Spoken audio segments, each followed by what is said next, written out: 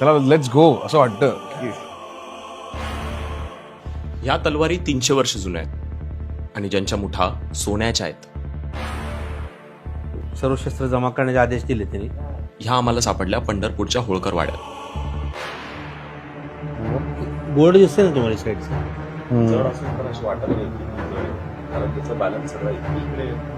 Gold plated आहे, लक्षात ठेव. हातात पकडायला पण किती सुंदर ग्रीप पण आहे, परफेक्ट ग्रीप आहे. आताही धार आहे त्याला. या तलवारींनी युद्धाचे घाव पण झेललेत.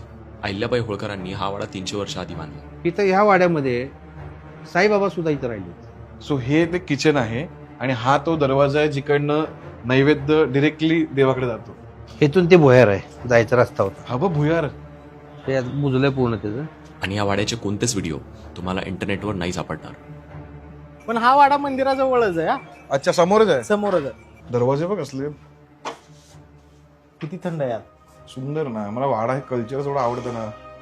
हे आमचे मार्गदर्शक मित्र आहेत, आदित्य फत्तेपूरकर. नमस्कार. नगरसेवक आहेत आणि व्यवस्थापक आहेत अरे पूर्ण. हा जरा मला हे वाडा बघून काहीतरी म्हणजे कसं सुंदर जागा आहे ही आणि आता कसं ते राहिलंय ते बघून असं जरा वाईट पण वाटतं पण आनंद पण होतो की आम्हाला ऍटलीस्ट बघायला तरी मिळतं ही गोष्ट. हे आपली संस्कृती आहे, हा आपला इतिहास आहे. हा वाडा 1753 1753 बांधकाम झालं याचं. 1768 13 वर्ष बांधकाम चाललं या वाड्याचं. आणि स्वतः पुण्यश्लोक राजमाता मातोश्री अहिल्यादेवी ह्या वाड्याच्या वास्तुशांतीला गुढीपाडवा स्वतः इथे येऊन स्वतः इथं 1768 ला इथं राहिल्या. ती ही जागा आहे. म्हणजे त्यांचं वास्तव्य असण्याने त्यांनी स्वतः बांधकाम केलेली जागा आहे. किती मोठी आहे ही? 2 एकर जागा आहे पूर्ण. 2 एकर 58 जागा आहे. गुंठेमध्ये वाडा आहे. अच्छा. 22 गुंठे नदीपात्रात जागा आहे. 22 आणि नदी ते जागा. नदीपात्रामध्ये 22 गुंठे जागा आहे.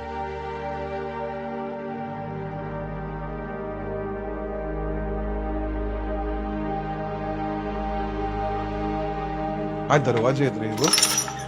हे दरवाजात नाही, सगळे भिंतीत वर जायचे रस्ते.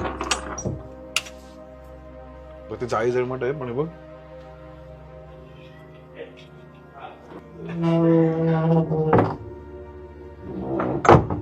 आणि काय थंड आहे बघ सगळं ते. अरे वाव. हे बघ इथे असं आहे.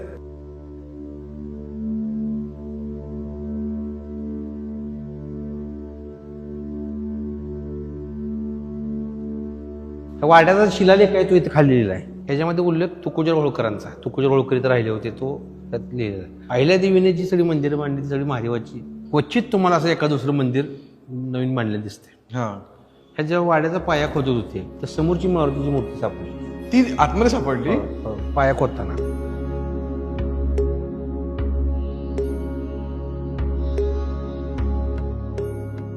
ही विठ्ठलाची मूर्ती आहे, ही मारुतीची मूर्ती. पाय तर अगदी साम्य बघा ना त्यात. अगदी कंबर आणि पाय तर अगदी काय? फक्त हात इथे आहेत, कमरेवरती नाही आहेत. हे दास मारुती म्हणायचं ह्या मारुतीला. ह्या मारुतीच्या हातात गदा शस्त्र डोंगर काही नाही. हा रामाची सेवा करायला मारुती, दास मारुती. दास मारुती. हा दास मारुतीचं सेवाचंच व्रत असल्यामुळं आणि विठ्ठल रूपी मारुती याला ठेवा. किंवा त्याचे कान पण बघा ना. तेच ना. हे बघा सगळं सेम आहे. ते आर्किओलॉजी डिपार्टमेंटची लोक आली होती. ते म्हणजे 700 ते 800 वर्ष जुनी मूर्ती आहे ती. बरोबर. वाड्यापेक्षा जुनी मूर्ती आहे ती. ते काय म्हणले, वाडा ठीक आहे पण ती मूर्ती जपा. अरे वाड्यापेक्षा अनमोल ती मूर्ती आहे म्हणतात. त्यापूर्वी अहिल्यादेवीनी सदरची ही पिंड जी आहे ही गोकर्ण महाबळेश्वरवरनं राम प्रतिष्ठापन करून इथं आणली होती बसवायसाठी. 12 ज्योतिर्लिंग यावर कोरलेली आहेत. ही वालुकाश्मय दगड आहे. वालुकाश्मय दगड म्हणजे विठ्ठलाच्या मूर्तीचा जो दगड आहे. परंतु जेव्हा मारुतीची मूर्ती सापडली तर अहिल्यादेवींनी त्यांना पत्र लिहिलं की ज्याचा भक्त सापडला त्याच्या देवाची प्रतिष्ठापना करायची आहे तर त्या मूर्त्या मी पाठवून देते. राम लक्ष्मण सीतेच्या मूर्त्या त्यांनी बसवल्या. म्हणून ती आली म्हणून ही आली. खाली हा. लोक इतकी पंढरपूरला येतात, देवाचं दर्शन घेतात, पण सहज कोणीतरी इथे येऊन बघून जातं. 350 वर्षापूर्वी त्यांची संकल्पना होती की माझा वारकरी इथं राहायला पाहिजे, त्याची सोय झाली पाहिजे. इथं त्याचं इथं अन्नदान होत होतं. म्हणजे 1971 सालापर्यंत हा. रोज 100 यात्रेकरूंचं जेवण होतं. 11 ब्राह्मणांना इथं ब्राह्मण भोज होता रोज. त्याचा अजूनही रेकॉर्ड्स माझ्याकडे उपलब्ध आहेत. त्या 150 वर्षापासूनचे कागद आहेत माझ्याकडे अवेलेबल आहेत. हे लाकडाचा सुद्धा इतिहास असा आहे. हे चंबळच्या खोऱ्यातून लाकूड आहे. तिथून हे लाकूड टाकलं गुजरातच्या समुद्रात आणलं. गुजरात समुद्रातून रत्नागिरीला आणलं. रत्नागिरीवरून हत्तीच्या पाठीवरती टाकून हे लाकूड इथं आणलेलं आहे. त्याचं बाजीराव पेशव्यांचं पत्र आहे, दुसऱ्या बाजीराव पेशव्यांचं. त्याला जकात आकारू नये म्हणून. इथं ह्या वाड्यामध्ये साईबाबा सुद्धा इथं राहिले होते. साईबाबा इथे राहून गेलेले. त्यांना विचार चंदू काकांना. साईबाबा इथं राहिलेत ना आपल्या इथं. हे आता 85 वर्षाचे चंदू काका आहेत. हे ब्रह्मचारी आहेत. नमस्कार दादा. हे रामाचे पूजा करतात आणि सगळं इथली वाड्याची देखरेख जी आहे सगळी हा. हे स्वतः चंदू काका बघतात. यांना धन्यवाद चंदू काका, तुम्ही इतक्या वर्ष करताय. ते चेंबर्स आहेत पाण्याचे सगळे. 250 वर्ष झाली अजून एकदाही चुकोप झालेला नाही. एकदाही चोकप नाही झालाय. आणि आमची मुंबई बघा कधीच नाही पाणी आलंय. एक थेंब पाणी येत नाही हो, पुढे वाड्यात. मार्किंग पण नाही पाण्याची की जमिनीत लागलंय. मी काय सांगतोय त्यावेळेस हायेस्ट लेवल कडून सगळं केलं होतं. ही नदीचा पूर भविष्यात येणार आहे, माझ्या वारकऱ्याला धोका होणे. जेव्हा अहिल्यादेवी इथं आल्या, ही वाडा काय मला भाविका दृष्टिकोनातून योग्य वाटत नाही, याची मला तपासणी करायची आहे म्हणलं. म्हणजे याची मजबूतीकरण कसं बघायचं. त्याने काय केलं, हत्ती आणला, हत्ती रॅम करून वर चढवला ह्या वाड्यावर. हत्ती? हो, आणि हत्ती नाचवला ह्या वाड्यावर. त्यामुळे याला होळकरांचा वाडा म्हणतात ना, तसं हत्तीचा वाडा सुद्धा म्हणतात. हत्ती नाचवले वाड्याच्या वरती? हो, त्याचं मजबूतीकरण बघायसाठी. त्यामुळे इथली बरीचशी लोक जी आहेत ज्यांना ऐतिहासिक महत्व माहित आहे, स्वतःचं घर बांधताना काय करतात माहिती आहे का, इथली एक मुठभर माती घेतात आणि ते पायात नेऊन टाकतात. आणि माझाही घर एवढे दिवस असंच राहावं. अहिल्यादेवींचे जे नातू आहेत काशीराव दादा होळकर, त्यांनी मकर बसवली. त्याचं त्यांनी 1785 अहिल्यादेवीच्या मृत्यूनंतर 1785 सालचं आहे. आणि अहिल्यादेवींचे नातू काशीराव होळकरांनी ही मूर्ती बसवली अहिल्यादेवींची. ह्याचं वैशिष्ट्य असं आहे, इथं गुढीपाडवा ते रामनवमी 9 दिवसाचा उत्सव असतो. इथं तुम्ही महालक्ष्मीला किरणोत्सव बघितला, हो हो हो हो, तसा इथं किरणोत्सव असं लाईट आतपर्यंत येते. बरोबर रामनवमीशी रामाच्या चेहऱ्याचे सूर्यकिरण असं उघडलेलं पहिलं सूर्यकिरण समोरचं वर्ण. अच्छा, तिकडनं येतं. हो, बंद करा सगळ्या सगळ्या बंद करा. ओ, आणि सुंदर लाईट पडते. कन्स्ट्रक्शन त्यावेळेस ते बरोबर. त्यावेळेसचे अक्षांश रेखांश बघून ती सगळी बांधणी केलेली आहे या मंदिराची. आणि इथं पाठीमागणं म्हणजे इथं दाखवतो स्वयंपाकखोली. आपण जिथं वर होतो तिथं स्वयंपाकखोली आहे. नैवेद्य झाला की रामाला पहिला इकडून सवळ्यात नैवेद्य. अच्छा, सगळ्यांच्या मधून नाही पाठवून येणार किचन. तुम्हाला हे दिसणार सुद्धा नाही. हे दरवाजा आहे ना, हे बघ, जा तुझा. तुम्हाला दिसते वर साईडला दरवाजा आहे त्याचा. मागून किचन मध्ये डिरेक्टली किचन वर जायचं. परत अहिल्यादेवी वर आल्या होत्या. सो हे ते किचन आहे आणि हा तो दरवाजा आहे जिकडनं नैवेद्य डिरेक्टली देवाकडे जातो मागच्या बाजूने. काय ना, त्यावेळी आर्किटेक्टने विचार केलेला आहे.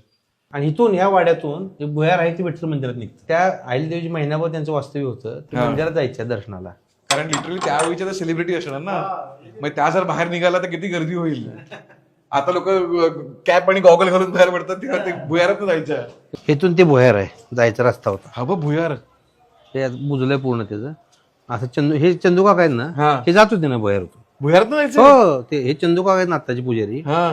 ते असं 6 फूट उंच आहे, 4 फूट रुंद आहे, म्हणजे पूर्ण दगडी बांधकाम आहे. म्हणजे महम्मद गझनी जेव्हा भारतात आले तेव्हा त्यांनी काय केलं, तर सगळी मंदिरे फोडायला सुरुवात केली. आणि त्यांनी सगळ्यात मोठं मंदिर जे फोडलं ते काशी विश्वेश्वराचं लिंग आहे. ती लिंग हातोड्याचा घाव घालून फोडलं. ती लिंग नसताना फक्त ब्राह्मण समाज त्याची पूजा करायची. त्याने अकबरांची परवानगी घेऊन ते लिंग बसवायचं ठरलं. त्यानंतर त्याने आणलं, ते लिंग बसवलं. ते एकतर माप घेऊन जायचे, ते लिंग बसवलं ते बारकवायचे किंवा मोठं व्हायचं. अहिल्यादेवींच्यासाठी जेव्हा त्यांची पालखी आली तेव्हाच ते सगळे फुलं वगैरे टाकत होते. अहिल्यादेवी आल्या, दर्शन आल्या, त्यांनी बघितले की हे लिंग कुठं आहे. तिथलंच एक लिंग अहिल्यादेवीने उचलून त्यावर ठेवलं, ते बसलेलं.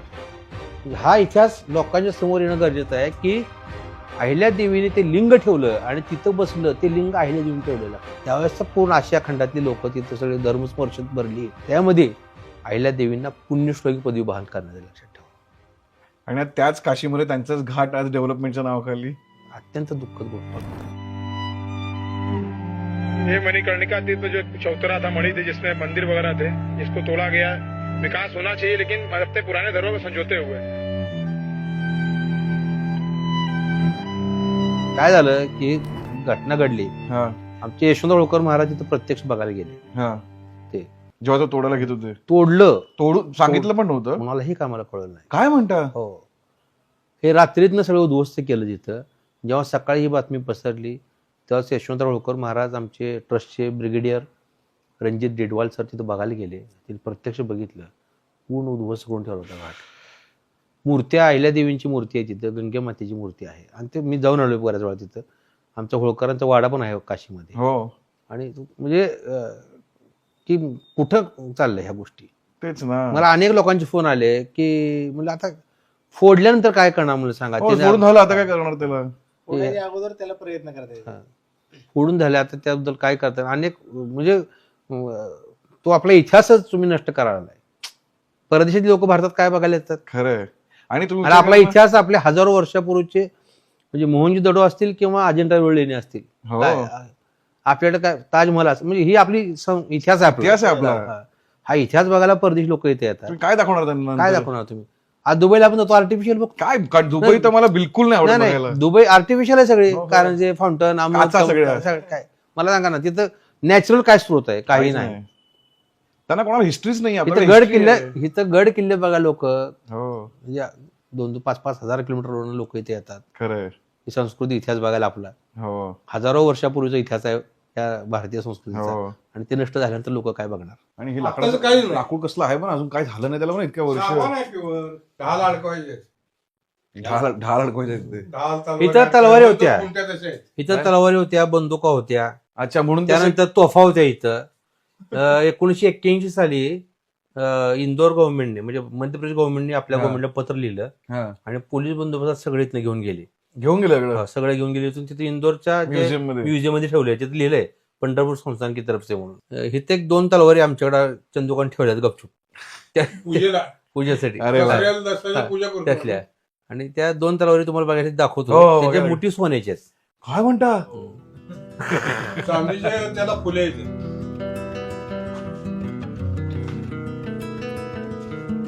अरे बापरे. हा जर गोळा म्हणजे डोक्यात जरी पडला ना माणूस मेला. हे बघ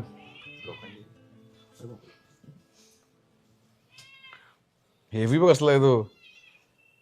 कुठले हे त्यावेळेस होळकरांचे कोणी जातात जिथं 100 तलवारी होत्या. त्यातल्या नळीच्या बंदुका होत्या.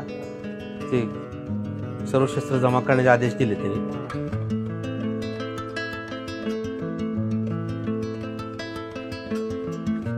चांदीचे फुले येते. या ती सोन्याचं आहे ते त्यांनी सांगितलं ते मधलं बोर्ड दिसतंय ना तुम्हाला साईडचं सोनं आहे ते. कोणाकोणावर किती घाव झालेले ते सगळं त्याच्यावर खासायच्या.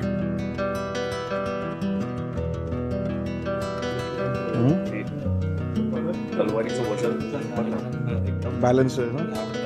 जवळ आहे. म्हणजे तलवार अशी किती पण वेळ पकडू शकतो. जड असून पण अशी वाटत नाही की ती जड आहे कारण त्याचं बॅलन्स सगळं इकडे. हे बघ गोल्ड बघ.